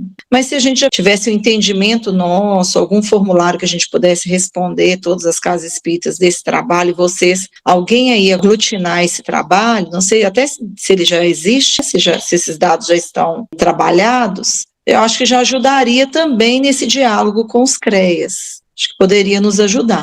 Aí, se o Pedro disse foi nesse sentido, eu estou só, então, respaldando. Ótimo, Vera. É isso mesmo. Vamos organizar. Precisa se organizar. Ainda não iniciamos esse trabalho. Por enquanto, está só na discussão. Mas ele vai acontecer. Tem mais alguém querendo falar aí? Diretoria de Assistência e Promoção Social? Boa tarde a todos. Meu nome é Los Angeles. Sou da Diretoria de Assistência Social do Distrito Federal. É um prazer acompanhar a discussão de vocês. Sou assistente social e também da Secretaria de Desenvolvimento Social. E muito importante a fala aí da DIS, no sentido de operacionalizar esse trabalho a partir das conferências, das audiências públicas, dos conselhos de assistência. Mas nós sabemos que nem todas as instituições têm um serviço tipificado na assistência social que vai produzir a inscrição no conselho de assistência. Mas a casa que se despontar dentro de determinados territórios poderia sim fazer um trabalho a partir da tipificação, que é a resolução 109 do CNAS, né, que vocês podem consultar e verificar ali aonde vocês poderiam fazer inscrição, por exemplo, no serviço de convivência e fortalecimento de vínculos, para atuar com essa população, principalmente aquela parte da população que foi para a rua, mas que não é de rua em razão de ter perdido a renda, e aí precisa desse acompanhamento, desse acolhimento para poder sair e retornar novamente ao mercado de trabalho, à família, enfim, reconstruir a vida, né, bem da verdade. E começar do mais simples para o mais complexo, porque precisamos observar no campo da assistência social nossa, e católicos principalmente, que muito dessas pessoas que estão na rua estão provenientes desse trabalho assistencialista e conformado de apenas dar cestas básicas. Quando você não trabalha lá atrás, na base da família, da pessoa que procurou a casa espírita e ficou só na cesta básica e não atendeu a esse indivíduo na sua totalidade, mais hora menos hora ele vai cair na rua. E aí não tem jeito, os problemas das pessoas não estão circunscritos às cestas básicas. A cesta básica, eu diria que é a culminância das dificuldades outras que estão postas para ele dentro da sociedade. A violência doméstica, o abuso sexual, a negligência, o idoso que não é cuidado. Veja que a nossa população como um todo está envelhecendo e ninguém toma providência de organizar serviços, organizar um atendimento, um acolhimento para essa população. Então, quanto mais excluído vai ficando o idoso, mais idosos você vai ver na rua, mais idosos negligenciados e com violência dentro de casa, e violência de todas as formas, não necessariamente não ter dinheiro, mas ele está apartado, ele está sofrendo violência física, patrimonial, psicológica, né, todas essas questões que a Casa Espírita pode, num centro de convivência, num centro-dia, poder atender a esse idoso e ter uma inscrição no Conselho de Assistência e, por aí, auxiliar em rede as outras instituições espíritas a dar sustentação a esse público que está sendo atendido, seja ele de rua ou não. Então, o trabalho em rede, nesse momento em que vivemos na sociedade, ele é de fundamental importância. Não há possibilidade de fazer nenhum trabalho na assistência social sem o trabalho em rede. Então, saber quem são as instituições espíritas que estão localizadas no nosso território, saber quem são os atores sociais que estão localizados no nosso território, que possa dar sustentabilidade às nossas ações, ao público atendido na nossa casa de assistência social, fazer uma conexão direta com CRAS, CRES e Centro Pop para fazer a demanda para o público, e as casas espíritas que tiver condições de ter uma inscrição no Conselho de Assistência, ser o porta-voz desse público atendido nas casas espíritas para o atendimento das suas questões. Não existe ações dispersas, precisa ter aí os coletivos de usuários. Agora temos as conferências de assistência social. Faça as conferências livres, que não tem necessidade de toda a burocracia da máquina da secretaria para fazer. Você, como instituição espírita, pode fazer, reunir ali as outras instituições espíritas ou não de assistência social, os usuários, e trabalhar os 5 eixos da conferência que está posto lá, e aí levar isso para a conferência oficial, distrital, municipal, como funcionar a conferência oficial aí. Então, assim, há várias formas de a gente poder participar e fazer pressão no setor público para conhecer e reconhecer as pessoas em situação de vulnerabilidade, não só as pessoas em situação de rua, mas pessoas, famílias, crianças e adolescentes, os jovens, os idosos, os deficientes. Então, vamos pensar de uma forma macro, e cada casa que tiver uma expertise, essa será a porta-voz de todas as outras que estão fazendo atendimento. Mas, para isso, precisa de comunicação. É isso que a Vera está colocando. Vamos fazer esse cadastro para saber quem faz o quê e onde, como está sendo atendido, e ninguém é obrigado a atender tudo. Se a casa da Vera faz uma coisa, mas não faz a outra, mas o usuário que está lá aportado precisa de outra situação, a casa da Érica faz. Então, vamos levar esse usuário para ser atendido na casa da Érica. E assim sucessivamente. E todos sendo acolhidos na casa CRAS e CREAS e Centro Pop, porque não existe outro caminho. Eles é que fazem a mediação de políticas públicas, inclusive. Essa é a contribuição. Muito obrigada e parabéns pelo evento. Muito obrigada a você pela participação. Realmente é muito importante a ação coletiva. A união faz a força. Gente, só informar, essa é a Los Angeles de Brasília, ela faz parte do CRC, da Conselho Regional Centro, junto com a gente, e ela sabe muito disso, gente, ela sabe muito, ela sabe o caminho. Eu já até brinco com ela assim, ó, Minas precisa de uma descrição do passo a passo Los Angeles, faz um passo a passo para nós. Ela prometeu, né, Los Angeles? Não existe uma fórmula pronta, infelizmente, tudo é construído, porque cada território tem uma característica, cada pessoa tem uma característica, então o que funciona para um usuário não funciona para o outro. Então é uma construção a cada momento, a cada usuário, a cada território, com os atores que tem naquele território para poder fortalecer as demandas dessas pessoas. Caso contrário, não há como ser feito. Então, como ela disse, saúde, habitação, trabalho e educação, elas são a porta de entrada para essas pessoas saírem dessa condição. Mas vai ver que uma pessoa que está há 40 anos na rua, passando por todo tipo de situação, sendo alimentadas aí pelas casas, pelas pessoas o tempo todo nas ruas, ela já acostumou, ela já não sabe mais o caminho de fazer determinados fluxos. E aí é onde a gente tem que bater no peito e fazer a nossa meia-culpa, porque a gente tem participação nisso. Nós ajudamos a criar essa reprodução social, com essa história de dizer que da cesta básica nós estamos fazendo assistência social. É a hora de dar a virada, porque a coisa ficou fora do controle. Não há mais possibilidade. O que uma pessoa em situação de rua quer com cesta básica? O que a gente vai fazer com isso? É fortalecer essa pessoa na rua. Então, é dar o menos de cesta básica possível na rua e dar encaminhamentos para que ela possa sair da rua e não ficar lá. Porque quanto mais a gente fornecer subsídios para que ela se mantenha lá, cobertor vira choupana para a pessoa ficar dentro, a cesta básica serve moeda de troca para droga e álcool. Então, assim, sucessivamente. As quentinhas que são distribuídas, a partir da segunda e terceira, elas vão ser quase todas negociadas por outras coisas. Então, eu vou lá e entrego uma, vem outra instituição e entrega outra instituição entrega outra. O que vocês acharam que eu vou fazer? O quê? Vai jogar fora? Não, ela não vai virar lixo, ela vai virar moeda de troca. Então, é mapear onde realmente as pessoas têm necessidade. Essas pessoas que eu estou dando essa cesta já foi atendida, o CREA já chegou, o Centro Pop, a abordagem de rua já chegou, já está sendo atendido, porque não faz sentido nós mantermos pessoas em situação de rua. Então, vamos locar recursos no sentido de dar condições para essas pessoas saírem. A retirada da rua, como a Patrícia perguntou, é ações intensas no sentido que essas pessoas encontrem o caminho da cidadania, né? Família, trabalho, habitação, educação, esse é o caminho. Não tem jeito de tirar essa pessoa daqui e vai colocar onde? Fazer igual Chico Anísio, abre um buraco bem grande e enterra todo mundo? Não existe essa possibilidade. Então, o caminho é esse. Rosângela, lembrando que o aspecto promocional da assistência e promoção social espírita, se a gente dá a cesta, da comida e não faz nada para que essa pessoa mude de situação, nós não estamos fazendo nada mesmo, só dando comida mesmo, né? Só matando a fome. E aqui o que tem acontecido muito é o pessoal, as casas espíritas se reúnem, né, e levam o pessoal de rua.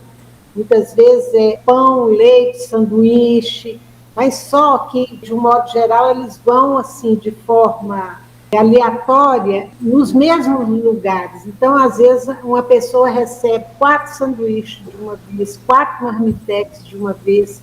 Então, falta uma organização aí nesse sentido. Foi isso também que foi pedido desde o encontro passado, que a gente se reorganizasse para que as casas espíritas façam essa distribuição de uma forma planejada. Agora, muito mais do que dar esse alimento material, que é necessário também, é levar uma palavra, conforme a Los Angeles falou ali, muito importante. Levar uma palavra, mas escutando. A gente tem que aguçar os ouvidos e escutar o que esse irmão tem a nos dizer, para que a gente possa ser tocado no coração e saber como conseguir levar uma palavra mais humana, fazer de uma forma que a gente toque o seu coração e consiga, quem sabe, tirá-lo da rua. Eu acho que esse seria um ponto muito importante, conseguir tirar esse irmão da rua. A gente tem um longo caminho aí pela frente nesse sentido. É importante, assim, não sei se a palavra correta seria, não basta que as casas espíritas se organizem, já que existe uma estrutura organizada, que é a AME, né, as regionais, é preciso que haja uma coordenação para que a organização local esteja vinculado a uma organização coletiva, uma rede de ação nas casas espíritas, para que não haja isso, repetição. A questão não é mais ou menos para um ou outro, é buscar o objetivo da promoção. A casa espírita não faz o trabalho de tirar as pessoas da vulnerabilidade, ela faz o trabalho espiritual, para elevar o processo evolutivo da pessoa. Então, o que acontece é que ela depara com pessoas com vulnerabilidade. Existe um serviço para atender essa vulnerabilidade. Tem uma precariedade política, econômica, financeira, conforme o país aí, mas que as casas espíritas podem colaborar em redirecionar aqueles perdidos no caminho que passam pela necessidade espiritual na casa espírita, redirecionarem a parte material deles ao serviço social. Então a ideia é, assim como tirar a pessoa da vulnerabilidade, é também tirar essa assistência social das casas espíritas, para que ela possa fazer o trabalho espiritual. Então, não é eliminar, é a superação. Então, para isso é preciso uma coordenação, é preciso quem vai coordenar as casas espíritas para que faça o trabalho. É isso aí que eu acho que é a chave da questão que está faltando. Ok, precisa haver aí uma coordenação. É isso mesmo, que inclusive é aí que eu estou me colocando à disposição para fazer essa interface, essa mediunidade aí da questão. Ou seja, fazer com que os vulneráveis sejam visibilizados, que eles estão invisíveis, e às vezes ocultos numa ação social, aparentemente cuidando, mas em alguns casos prejudicando. Então, à medida que der visibilidade, continua mesmo que continuar, porque assistência social, por exemplo, não dá cesta básica. Então, continua um dos vários elementos de fortalecimento que é a cesta básica, mas conecta a pessoa ao serviço. Então, ela vai ser assistida nas outras necessidades. E, às vezes, como pode citar, às vezes tem casas espíritas que pode complementar outra casa espírita em termo assistencial, mas não consegue complementar tudo que o serviço social oferece. Por exemplo, o BPC, um salário todo mês fica impraticável para as casas espíritas, está alimentando famílias nesse sentido. E muitos grupos espíritas não sabem desse recurso, muitos usuários estão distantes desse direito.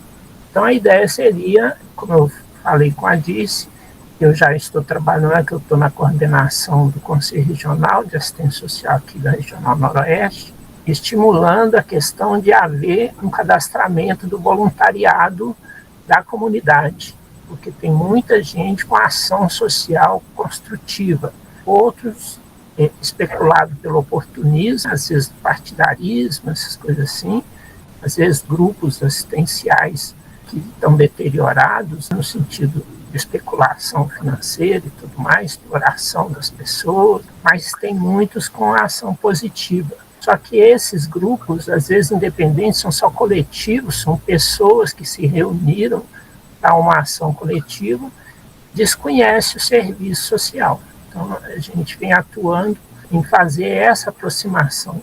O serviço, eu estou reclamando que faça o cadastro dos voluntariados, e agora o voluntariado das casas espíritas que se façam em cadastro, ou seja, que se formem a rede, se organizem para fazer a conversa com o serviço. E aí, como a Dice está falando, de fazer essa parceria.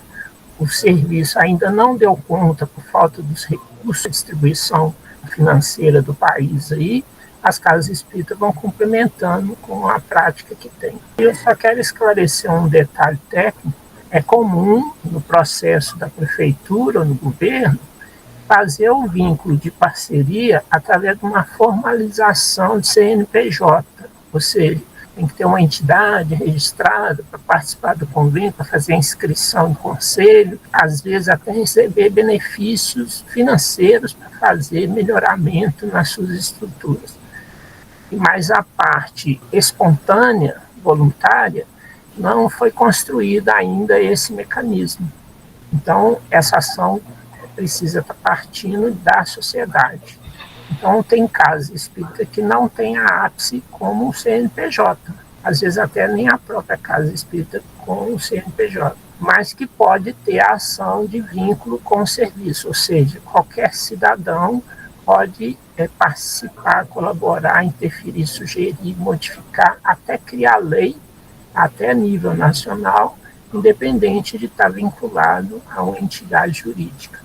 Então, é esse espaço aí que está disponível, não precisa de estar formalizando documentação de casa e tudo mais, é só a ação mesmo coordenada e organizada para que haja conexão e, de fato, as pessoas sejam beneficiadas para superar a vulnerabilidade. Ok, obrigado, viu, Pedro? Patrícia. Eu queria colocar o seguinte, 2 pontos. Na verdade, a Los Angeles já falou muito do que eu queria falar, então me sinto totalmente representada na fala. E do Pedro também, no sentido de a gente buscar essas ações. Por isso eu estou perguntando, até pedindo aí os telefones. Estou na doutrina espírita há muitos anos e também trabalho com pessoas em situação de rua há muitos anos. Nesse momento, eu falo muito mais pela associação que foi formada por mim e um grupo de amigos em função desse trabalho, com o CNPJ e tudo. E a gente, graças a Deus, conforme já foi dito, o alimento é necessário. A assistência básica do cobertor, do alimento é necessário. Mas hoje a gente já consegue avançar em outras ações que, de fato, tentem colaborar com a promoção do ser e fazer com que ele saia da rua. Que essa é a minha maior aflição. Rua não é lugar de ninguém morar, no meu entendimento. Então, e eu, assim, lógico que agora não é o momento e não é possível isso, então eu queria alinhar algum contato, ver com o Pedro aí uma possibilidade de a gente conversar e entender sobre essa criação local, contribuir.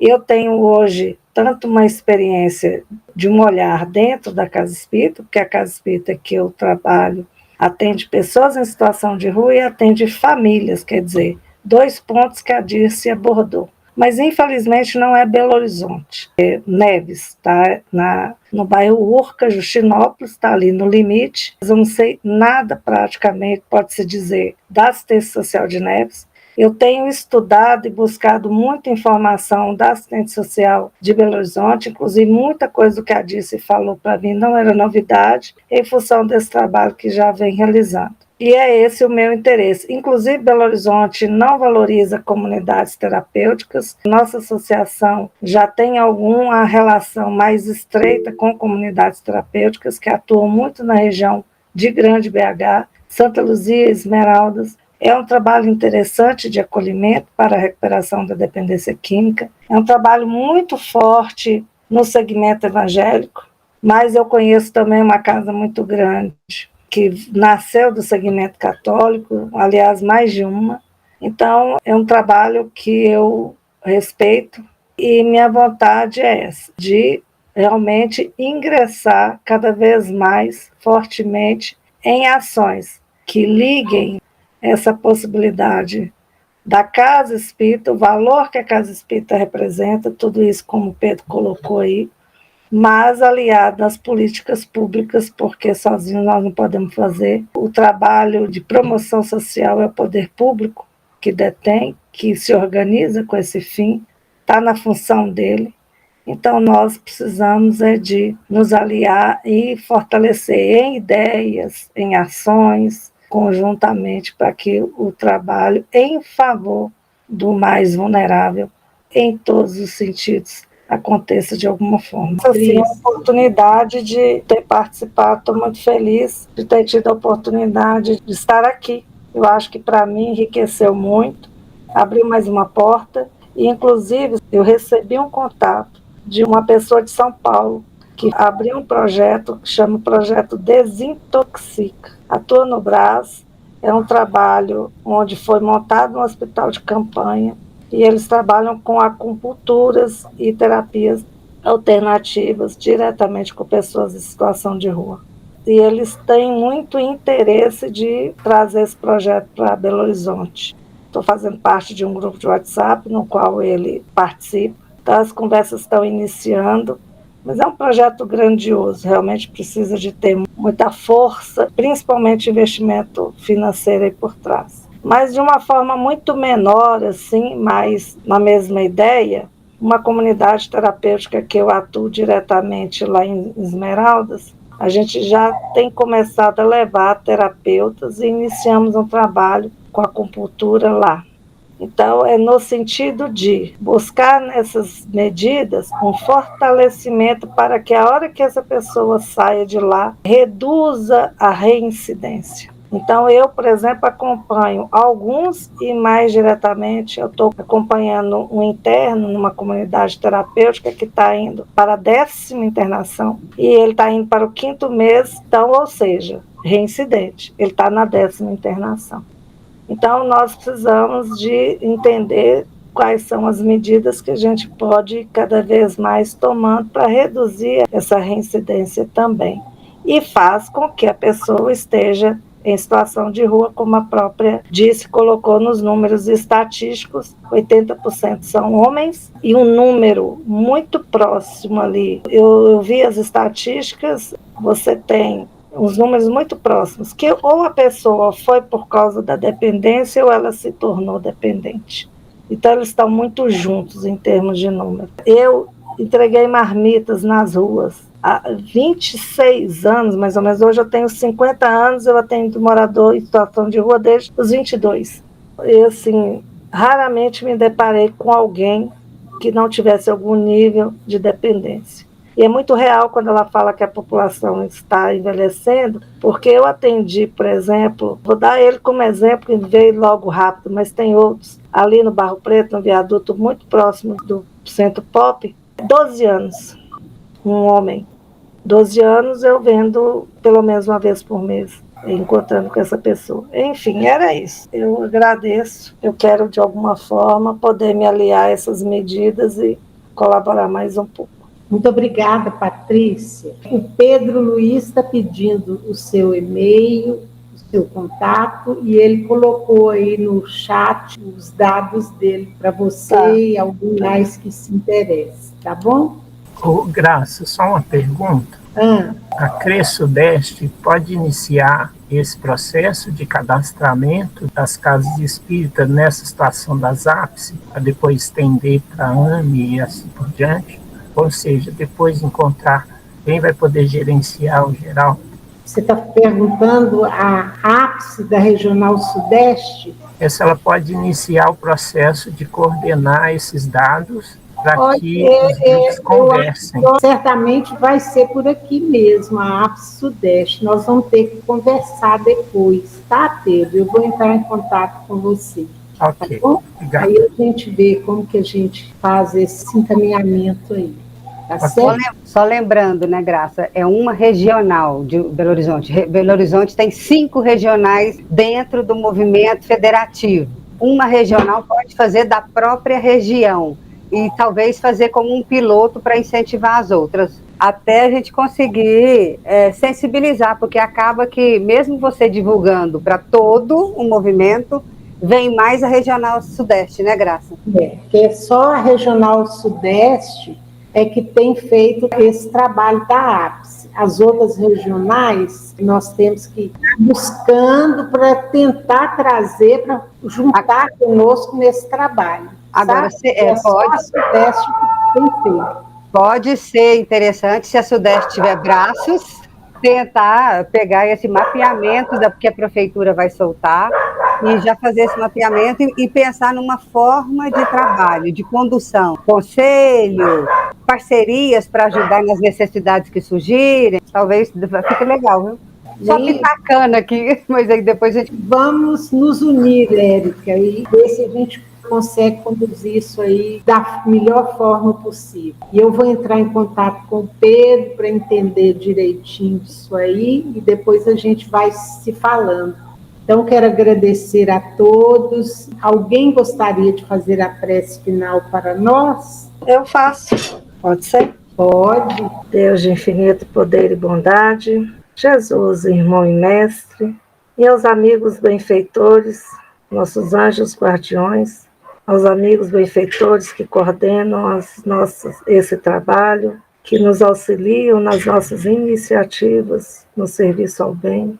Agradecemos por essa oportunidade bendita que tivemos aqui nessa tarde, de reunirmos informações, de nos propor na construção de um trabalho em favor desses irmãos que tanto necessitam das nossas mãos, do nosso acolhimento, do nosso abraço, que possam promover o seu reerguimento, também o nosso, que possamos nos mover de íntima compaixão diante de tantos infortúnios e possamos, Senhor, nos colocar à disposição da influência do plano maior da vida, no desenvolver das ideias, nos planejamentos, na construção de propostas efetivas, nos aliando a todos os setores, independentemente de conceitos religiosos, mas na proposta unicamente de servir ao bem, de amparar, buscando identificar na responsabilidade de cada um nos seus setores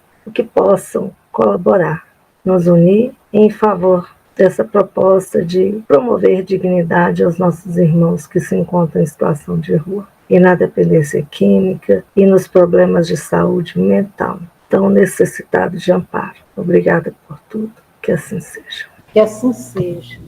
Muito obrigada a todos, fiquem todos com Deus, um bom final de semana.